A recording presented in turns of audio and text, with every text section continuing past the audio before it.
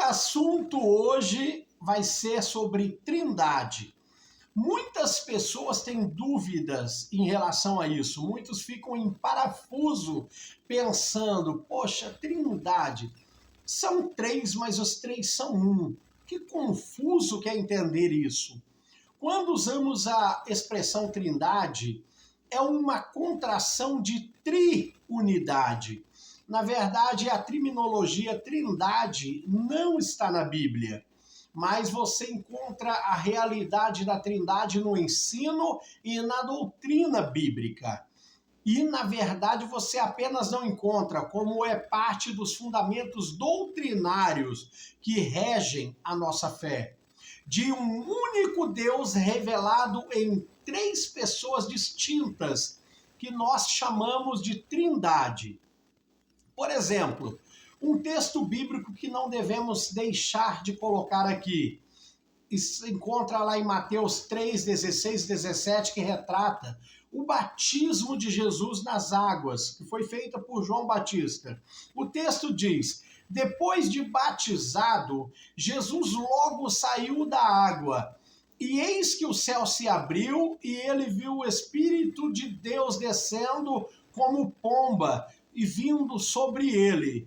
E eis que uma voz do céu dizia: este é o meu filho amado, em quem eu me agrado.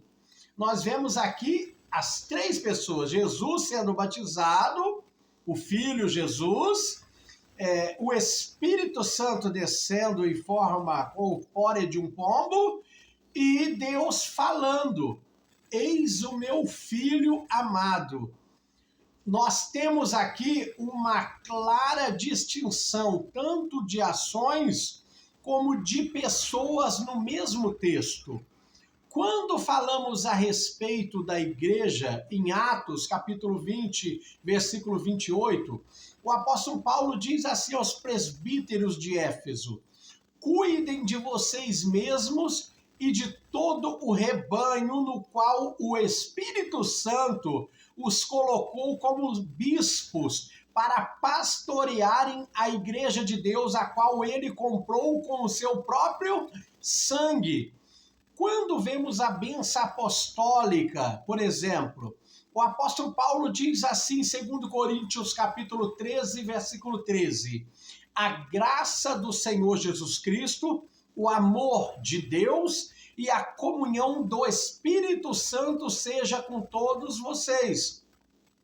Muitos, por não entenderem bem sobre a Trindade, ensinam até mesmo heresias. Por isso, eu pretendo, através desse vídeo, ajudar a você que tem dúvida em relação à Trindade. Podemos até mesmo fazer aqui uma analogia em relação à Trindade. O universo, por exemplo, ele é composto por três elementos: espaço, tempo e matéria. Os primeiros dois são invisíveis, porém a matéria é visível. Cada um desses três são divididos em três: comprimento, largura e altura, passado, presente e futuro, energia, movimento e fenômeno.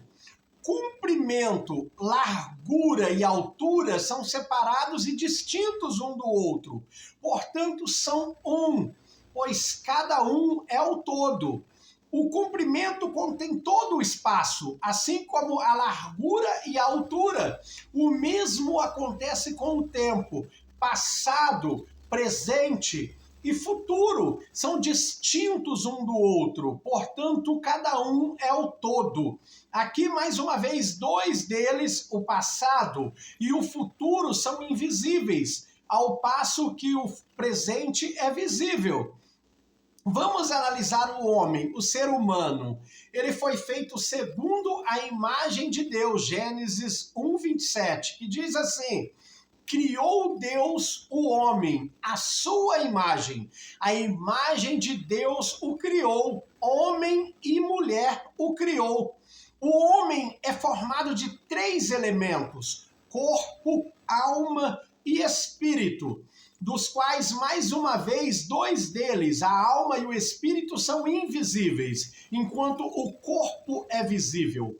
A forma que o homem funciona como um ser também reflete a analogia da Trindade.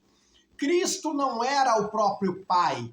Quando ele estava orando, dizendo: Pai, perdoai-os, pois eles não sabem o que fazem. A Bíblia diz que o Pai enviou o Filho para salvar o mundo. 1 João capítulo 4, versículo 14. Ele não enviou a si mesmo.